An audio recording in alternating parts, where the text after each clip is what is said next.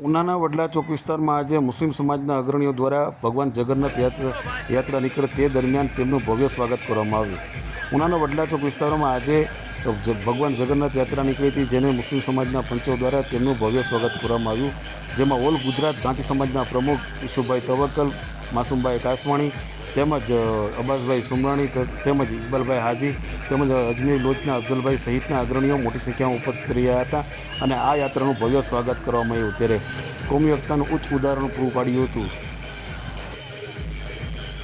આવા દરેક સમાચાર, લોકલ સમાચાર જોવા માટે અમારી ઉના ન્યૂઝ ચેનલને સબસ્ક્રાઈબ કરો તથા ધંધાકીય જાહેરાત આપવા માટે અમારો સંપર્ક કરો. આ સમાચાર ફેસબુક આઈડી પર જોતા હોય તો તે આઈડી અમારી ફોલો કરો અને આ સમાચાર અમારી પબ્લિક એપ આઈડી પર જોતા હોય તો તે આઈડી મને ફોલો કરો. ધન્યવાદ.